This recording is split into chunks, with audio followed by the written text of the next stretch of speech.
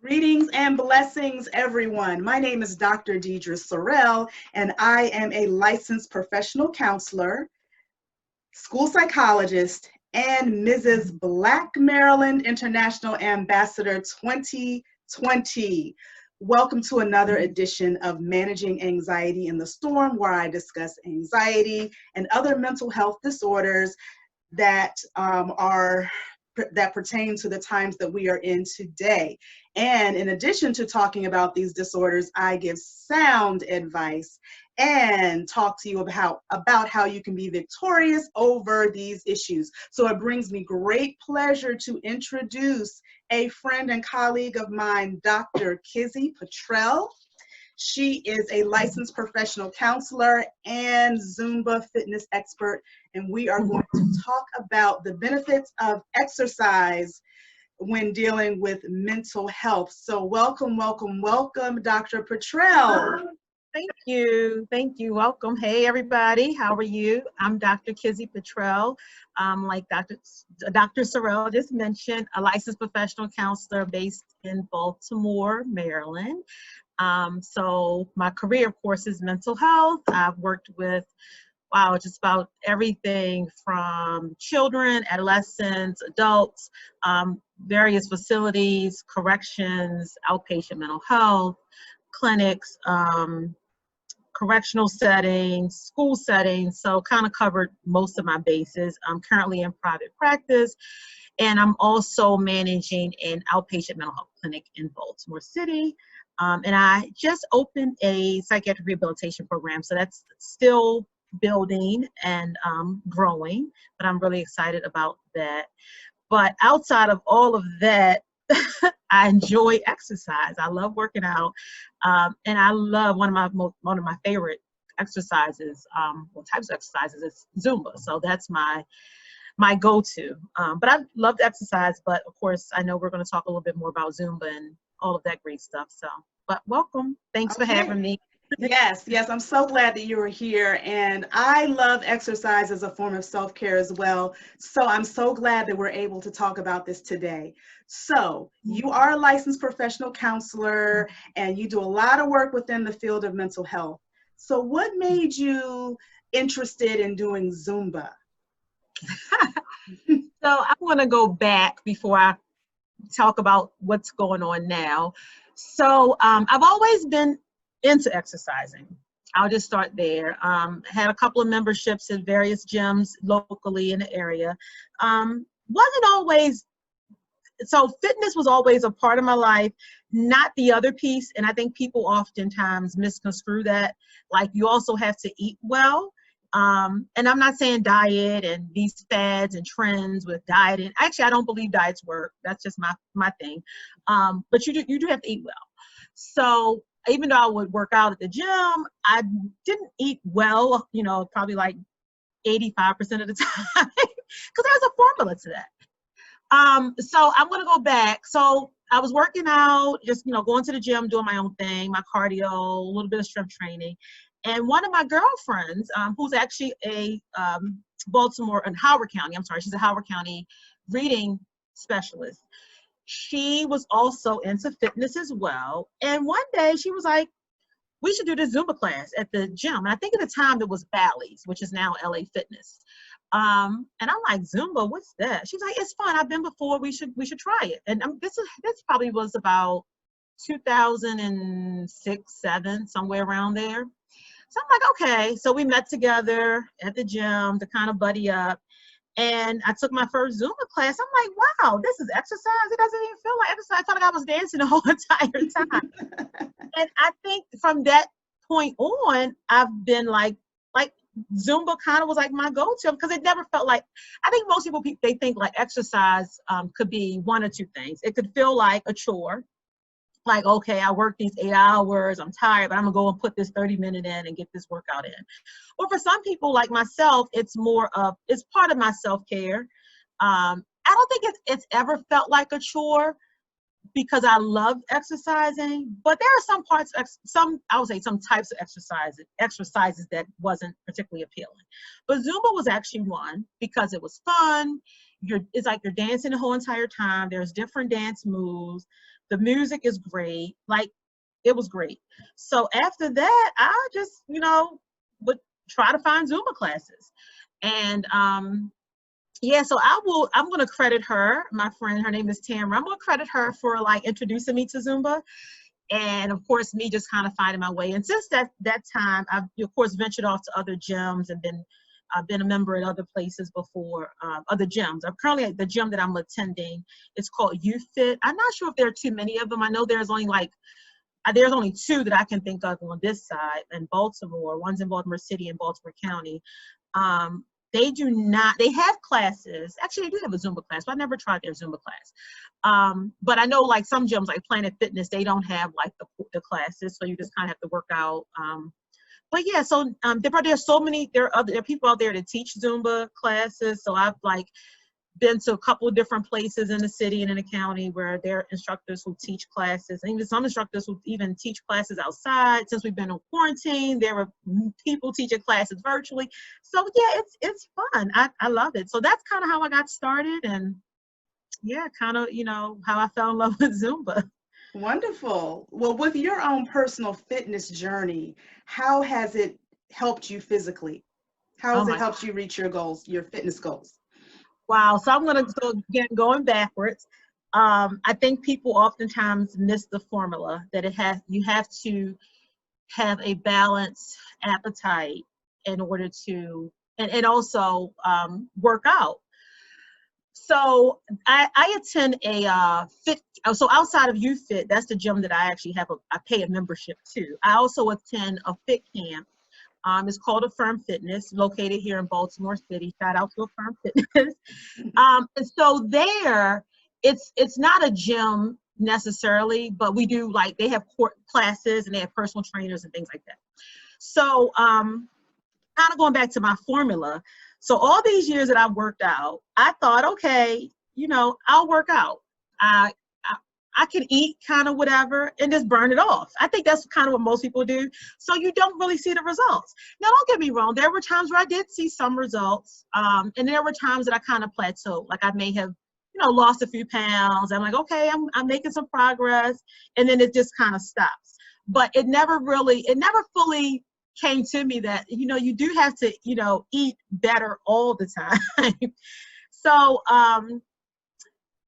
at the fit camp that I attend, in addition to the gym, there's this formula that we always talk about. So it's the 80-20 rule. So basically 80% is what you eat, 20% is your workout. So people I think often think, because I was one, that the exercise is the huge component of it. Like that's the basis. That's like your bread and butter. But it's not. It's really what you're putting in your body, put into your body. And I know, people have different regimens and things that they're doing. I know there are people out there that's vegetarian, people that are vegan, people that's keto, and then you talk about the carbs and all that, people that don't do carbs, or people, so there's so many different formulas out there. I would say, and I'm sure we probably get to this again, I'm probably jumping ahead of myself, that you really have to find a formula that works for you. Because I was one of those persons. I did the teas, the diet teas. I've tried the keto. I think the only thing I've never done fully was become vegan. I've even done the pescatarian thing. I've done the vegetarian thing. But, when I talk to people about fitness and things like that, the first thing I start with, of course, is what are you putting into your body? Because that's really the biggest component. That's 80%. Exercise is really 20%. Mm-hmm. And when you think about it, you can pull up any book or Google most fitness gurus will say, really, you only need about 30 minutes of exercise a day. Even your primary care doctors will tell you 30 minutes of exercise, mild, moderate, or if you're, a little bit more advanced, you can do that. But 30 minutes a day is really all you need. You don't have to be at a gym an hour, 2 hours working out. 30 minutes is great because the majority of your program or your regimen really should be what you're putting into your body. But again, you have to find out what works for you. So everything doesn't work for everybody. Like keto, I tried it for 1 month. And while I did lose weight, it did not work for me 100% because I was for my size and my age and my BMI, I was okay. I guess keto would probably be more beneficial for people who may be in a different weight bracket than I was in, who may, you know, need to lose a massive amount of weight. I don't know, maybe 50 pounds or more. I did not want to do that. Now, if I had continued with keto, I probably would have lost way more, you know, too much weight. Probably, and I'm typically about 140, 145. So again, that did not work for me. I never tried vegan. The pescatarian thing was cool. I mean, I seafood and things like that, eating seafood, but it's like, okay, so what if I don't want to do seafood today? What if I want to try pasta? What if I want to try something else? So you really have to find out what works for you. Mm-hmm. Yeah, yeah, and I'm so glad that you brought that up, because so many of us, and you know, I will add myself to that. Just thought for so many years that it's really, if you exercise more, then you lose weight. But it's really interesting to look at it differently, that with the 80-20 rule. So I'm so glad that you brought that up. Yeah, that's very important. So in addition to the physical, the you know, the weight loss benefits and everything else that goes along with exercise, physically, are there any mental health benefits to? Oh, wow. There are.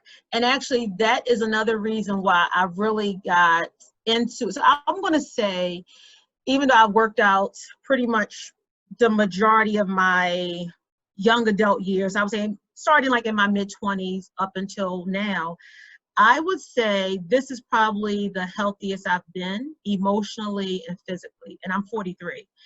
And I would say that I had been consistent with what I'm putting in my body and my exercise regimen for over a year, consistent.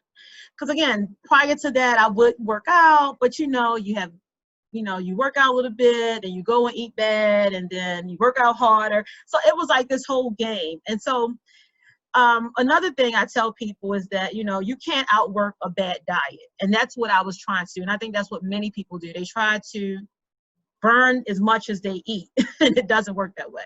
So I would say, yes, this is probably the most healthiest I've been emotionally and physically. So in terms of benefits, mental health benefits, I think just overall, I'll speak personally for myself, and I actually encourage my clients to do it as well, just depending on kind of their level, because everybody's not advanced. Some people are just, you know, they have to walk, they're not runners. So or some people may just only be able to do lightweight. So, you know, you have to find what works for you. Again, same thing as with the eating and plans, like regimens like that.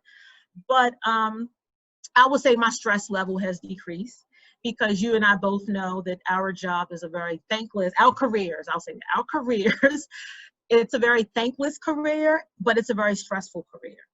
And so prior to me being consistent, prior to the year and a half that I've been consistent, I found myself, because I was still, you know, working at the private practice. At one point, I was working for somebody else's group practice, starting to build my own private practice, and I still had a full-time job. So I was running from job to job to job.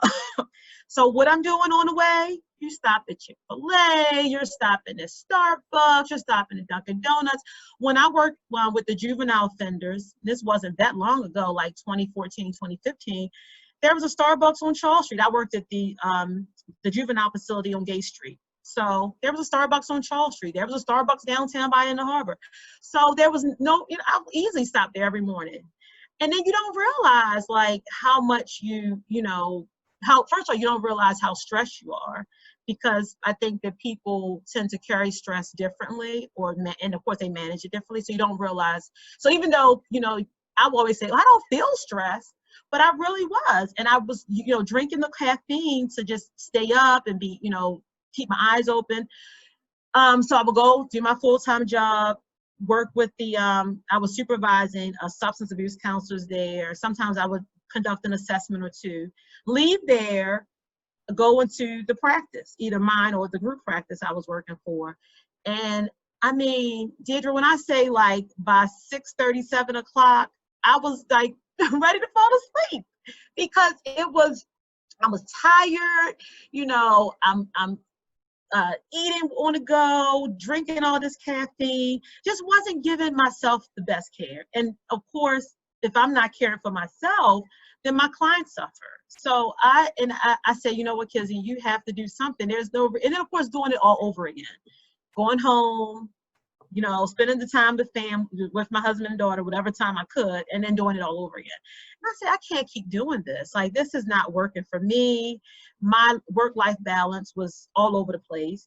And I just found myself just in a, like, kind of like in this rat race. Like, just, you know, how you seem like a guinea pig in a cage, just kind of going fast but going nowhere. And so that's kind of what it had became. And I'm like, this can't be. And I think what really bothered me and also hurt me at the same time is that I'm not giving my clients the best that I could give them because I'm not fully there. I'm tired, or, you know, I'm hungry. Sometimes I'm sneaking like snacks or whatever while I'm in the office. So that was a really, so that was one of the bigger issues as to why I said I had to do something. I had to make some type of change.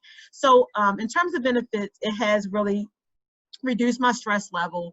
And by reducing the stress level, I noticed that I also don't react so quickly, like, you know, I'm not like on edge or, you know, easily agitated. You know, some things I just kind of, you know, let roll off my back. Don't even let them bother me. I don't give my energy to it. I'm like, I don't even need to give my energy to that. But of course, my former life, it was like, wait a minute, what did you mean by that? You know, so I'm not on edge as much. My stress level is definitely improved, which is I've been a better therapist, a better wife, a better mother. I mean, I'm only seeing my kid most days was early in the morning when I'm dropping her off at school, and then they not again until bedtime. And I have this rule where I never want us to part ways, either she and I or my husband and I, like, go about our day with like being angry, upset, or agitated. Like, I never want to feel like, you know, they walk away and they're going to their respective places, and, you know, Lord forbid something's happened, and the last thing I think of is like, you know, I made her upset or I made her cry in the car because I said something that was rude or inappropriate. So again, it has made me, you know, really become more vigilant of that, like how I say things to him and her, you know, thinking before I speak, because sometimes I think that also that was also part of the stress level. So just kind of being very impulsive in what I say and how I respond to things. So it's kind of given me a chance to take a step back and say, you know what? Let me think about that. Or if I am like in a bad place and I see her after work and she, you know, we're greeting and I'm not in a good place, I was like, give me a few minutes, Kendi. Let mommy have a few minutes before we engage. So I can say those things as opposed to like, well, what? I'm just getting home from work. So that's definitely, I would say reducing the stress level overall has been the biggest change in terms of mental health wise and emotional. Well, I know that some people who are, you know, dealing with depression tend to have they tend to not have energy. They tend to not have motivation. So how would you say you were able to find the time and the motivation to just get started? Because that's the hardest part is getting started. Well, so for me, I'm going to again give a credit to the Fit Club I found. My husband and I was out walking around this lake called Lake Montebello in my area, and this lady was having a free Zumba class, and her business partner, her fiance, was advertising it. He was like, you want to do a free Zumba class? Come on, it's under the pavilion. So of course I went, because I love Zumba, and I met, you know, the two coaches there, and they told me about their Fit Club and you know, what they do.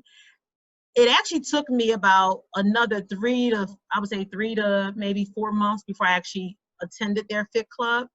And so I say all that to say, kind of to give you a little history, is that what I found were accountability partners. So even though I had the membership to Planet Fitness, and my husband and I would go and work out, but it wasn't always consistent, you know. And it was also too based on our schedules. So he would go. Typically when we went together, it had to be a weekend. We could never go at the same time because of his work schedule, my work schedule. So I really didn't have a full, you know, accountability partner there just because of our schedules. So when I found this Fit Club, or actually was introduced to the Fit Club, it allowed me to have an accountability partner. So somebody to say, it's 5 o'clock, it's time to wake up. So that helped a lot.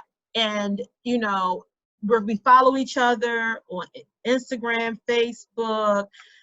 We're in a Telegram group together. So, you know, I can pop in. So, I know what's going on, like all the different classes they're having, different events that's coming up. So I can pop my head in. I've even invited like my friends and my family to the Fit Club as well. They've enjoyed it.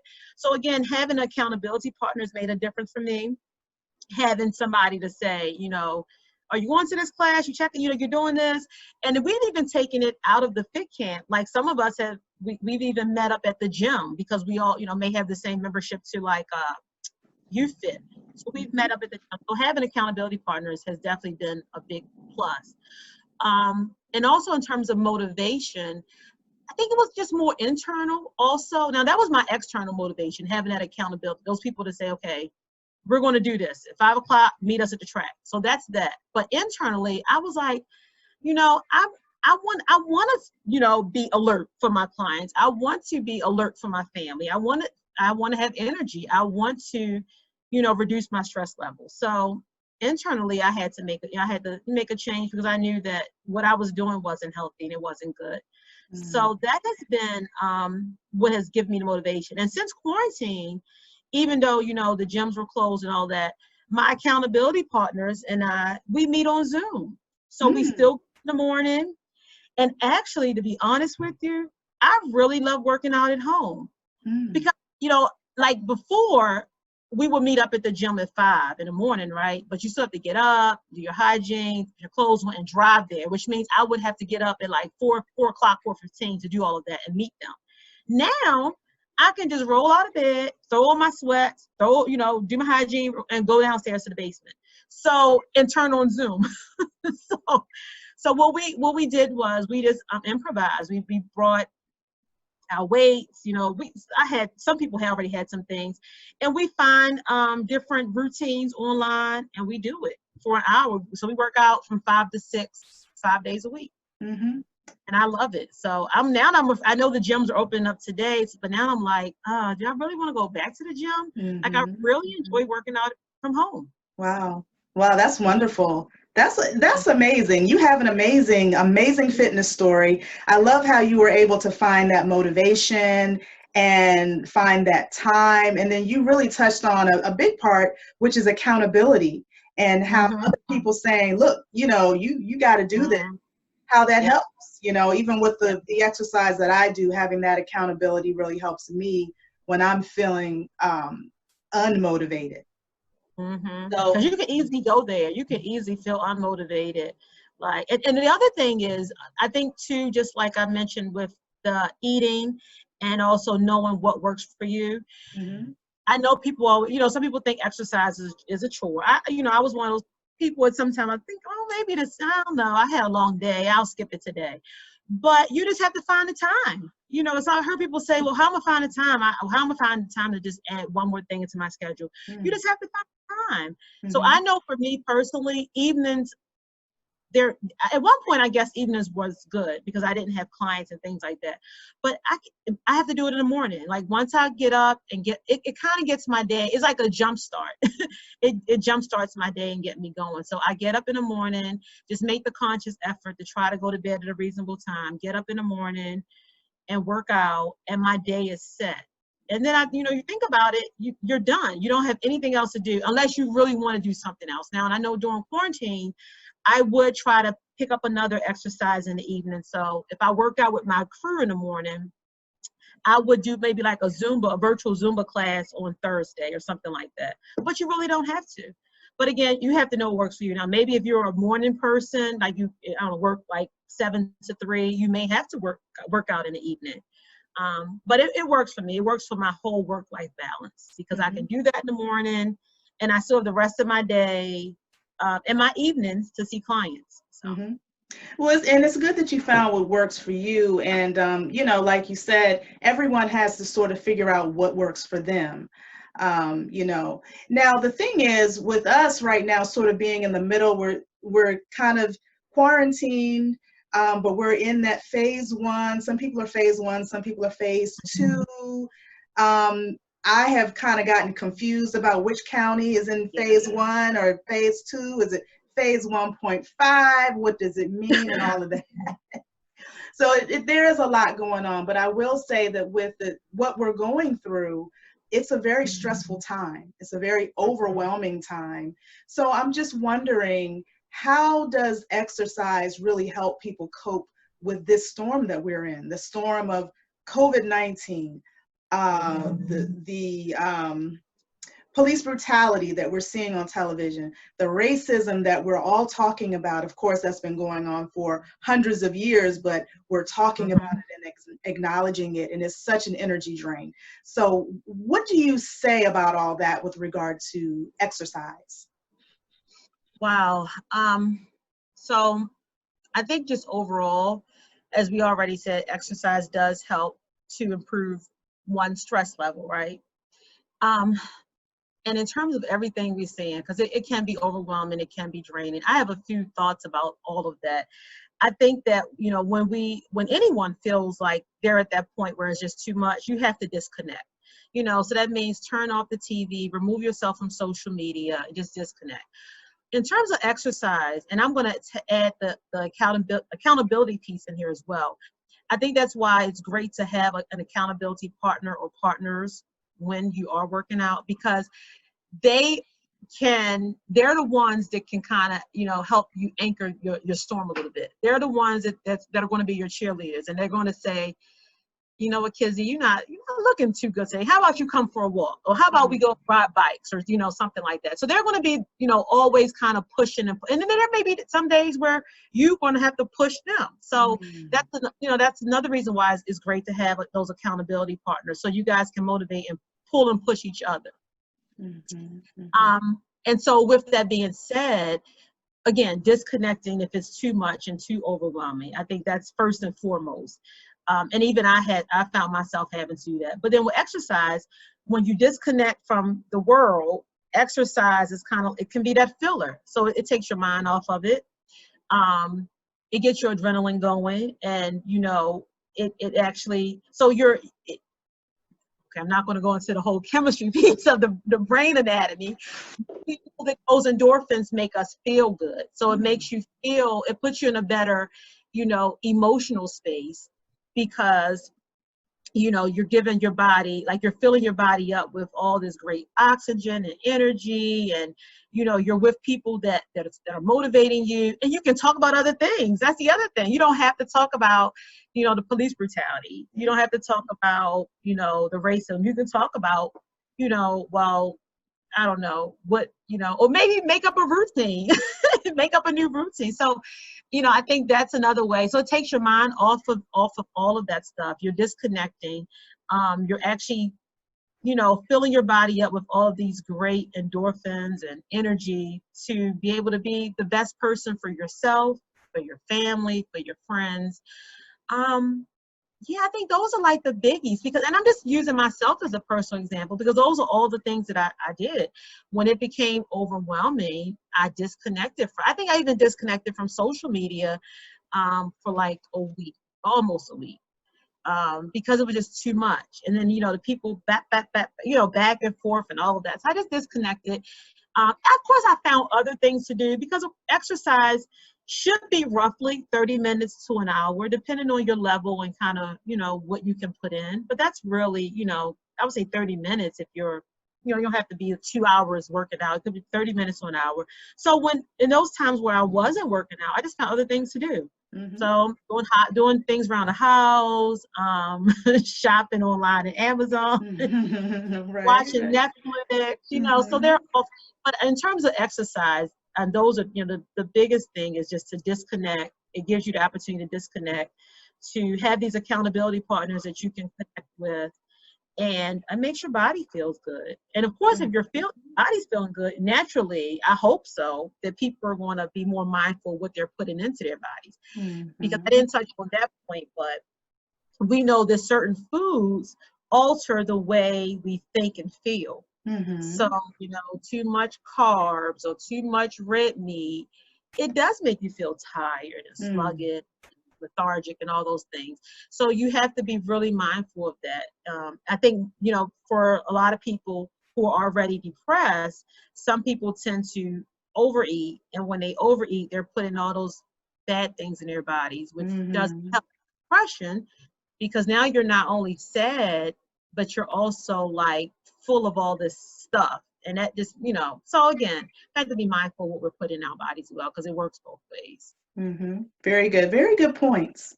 Yeah. So how can people reach you if they want to just ask more questions, find out about taking a class, or even getting some therapy? How can they reach you?